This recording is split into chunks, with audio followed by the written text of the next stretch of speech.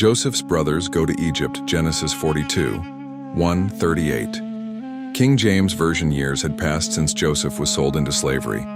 Now Joseph was the governor of Egypt, second only to Pharaoh. Because of the famine, people from all nations came to Egypt to buy food. Back in Canaan, Jacob and his family were also hungry. One day, Jacob looked at his sons and said, "Why do you just keep looking at each other? I've heard there is corn in Egypt. Go down there and buy some so that we may live and not die." So 10 of Joseph's brothers set out for Egypt to buy grain. But Jacob did not send Benjamin, Joseph's younger brother, because he feared harm might come to him. When they arrived in Egypt, the brothers bowed low before the governor, not knowing it was Joseph.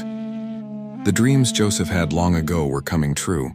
Joseph recognized his brothers immediately, but they did not recognize him. He spoke harshly to them, pretending to be a stranger. "Where do you come from?" he asked.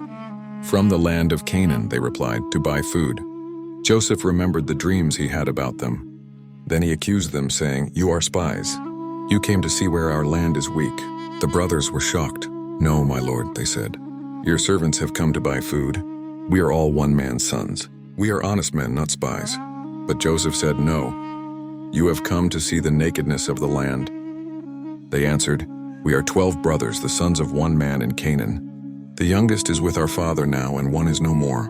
Joseph replied, "It is just as I said, you are spies. Here is how you will be tested. Send one of your brothers to bring your youngest brother here. The rest of you will stay in prison. Then I will know if you are truthful." Joseph put them in prison for 3 days. On the third day he said, "Do this and live, for I fear God.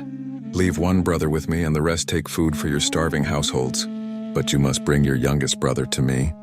The brothers agreed, but they said to each other, "Surely we are guilty because of our brother.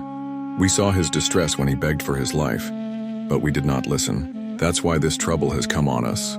Reuben spoke, "Didn't I tell you not to sin against the boy, but you wouldn't listen? Now we must give an account for his blood." They didn't know Joseph understood them, because he had been speaking through an interpreter. Joseph turned away and wept. Then he returned and took Simeon, binding him before their eyes. Joseph gave orders to fill their bags with grain, return their silver secretly, and give them provisions for the journey. When the brothers camped for the night, one opened his sack and found his silver in the mouth of the sack. Trembling, they said, "What is this that God has done to us?" When they reached Canaan, they told their father Jacob everything that had happened. Jacob was deeply troubled when they told him that Simeon was left behind and Benjamin must go to Egypt. He said, "You have bereaved me of my children. Joseph is gone, Simeon is gone. And now you want to take Benjamin? All these things are against me." Reuben said to his father, "You may put both of my sons to death if I do not bring him back to you. Trust him to my care and I will return him." But Jacob said, "My son shall not go down with you. His brother is dead and he is the only one left. If harm comes to him on the journey, you will bring my gray head down to the grave in sorrow." And so Jacob refused to let Benjamin go.